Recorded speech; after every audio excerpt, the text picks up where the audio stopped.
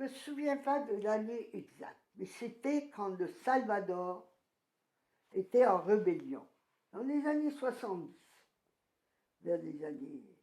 Non, avant 70, dans fin des années 60.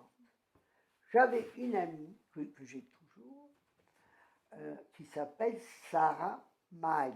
Elle est à San Francisco. Elle était brigadiste. Elle n'était pas seulement de gauche, enrôlée avec, tout à fait anglo-saxon possible, enrôlée dans les brigades révolutionnaires d'Amérique latine. Elle va au Salvador. À l'époque, c'était la période où la direction de la guérilla, les jeunes chefs de la guérilla, s'étaient réfugiés sur le campus universitaire.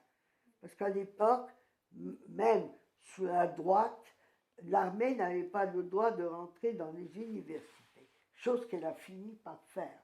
Mais à un moment, alors ils étaient piégés, et les amis qui étaient favorables leur apportaient à manger. La population pouvait rentrer sur le campus. Ils étaient sous terre. Et mon amie Sarah Miles va leur rendre visite, elle était là, et elle les voit, et elle me dit, tu sais, ils étaient en train de lire Sainte Marie-Rose. L'un d'eux le lisait en anglais et le traduisait oralement aux autres. Et elle leur a dit, mais comment avez-vous eu ce livre? Et ils ont dit, un journaliste canadien est venu nous voir, les journalistes allaient faire des rapports, des reportages, et il nous a dit, il avait ce livre dans sa poche, il leur a dit, lisez ce livre. Et ça, elle l'a vu.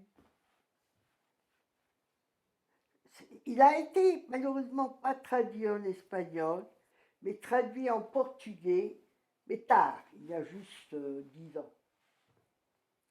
Mais il est fait pour l'Amérique latine. Oui, mais c'est ça qui est incroyable. Tu l'as écrit en 77, tu l'as publié en 77, et encore, il est en train de se traduire dans différents... Alors, il est sorti dernièrement en turc. Il est sorti il y a 15 ans en pakistanais, en ourdou.